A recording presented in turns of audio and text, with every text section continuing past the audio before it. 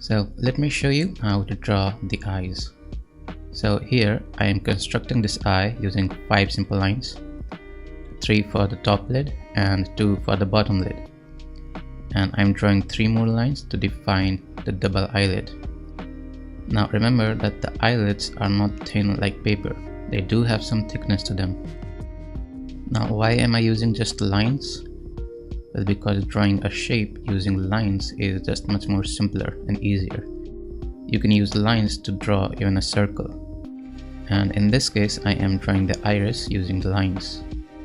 Now, when drawing the eyebrows, remember that the inner corner of the eyebrows will line up with the inner corner of the eyes, but the outer corner will extend a little outwards. When drawing the second eye, remember that the distance between two eyes is equal to the length of the eye, and then use construction lines to draw the second eye. Now just make a new layer and refine your eyes. Now let's see how to draw the eyes at an angle. So here again I'm using 5 simple lines to draw the eyes, 3 for top lid and 2 for the bottom lid. And in this angle you can actually only see the thickness of the eyelids on one side and not the other because of perspective. Now to draw the second eye, I'm going to use the same construction lines. But one thing that you need to remember is that the face, just like any other object, will follow the rules of perspective. That means the objects that are farther from us will look smaller and the objects that are closer to us will look bigger. In this case, the right eye will look a little smaller.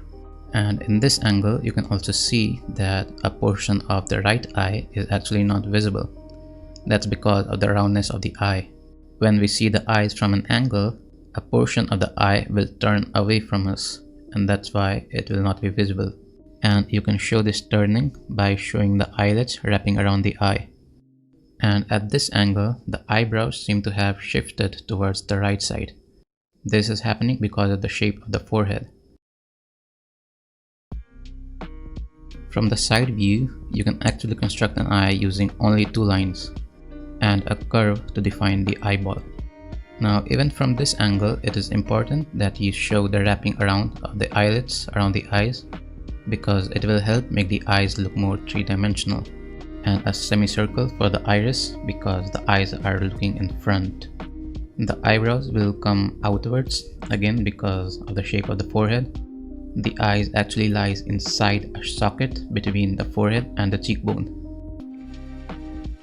Now from top view, foreshortening is going to play a big role. The bottom lid is going to look much rounder while the upper lid is going to appear more straighter. And the top lid is also going to be covered by the cushion above the eyes, and that's why they will not be visible. The eyebrows from this angle is going to follow the shape of the forehead. From the bottom view, something completely opposite is going to happen.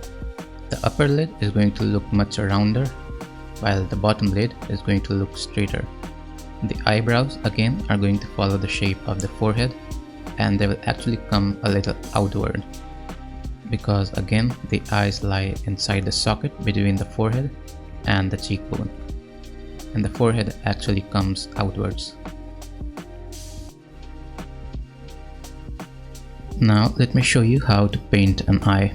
So this here I have a simple sketch of an eye, and the first thing I'm going to do is fill in the base color. So this is my base color for everything, and then I will start adding the shadows. I'm using multiply layer for the shadows, and then I'm going to blend the edges, the hard edges, to make them softer. I'm not blending everything because I do want some hard edges. And now I'm going to start working on top of the line art and introduce some color variation on the face and the eyes. And then I'm going to define some darker shadows on the face and the eyes. And on top of that, I'm going to define the highlights. And then I'm going to blend everything to make it look more refined. And then on top of that, I'm going to define some of the darker parts of the eyes. For example, this line here and these parts under the eyes. And then I will shade the iris, and then I will paint the highlights on the iris. and then on top I will paint the eyelashes and the eyebrows. So this is how you draw and paint the eye. So this is it for this video, and I will see you in the next one. Goodbye.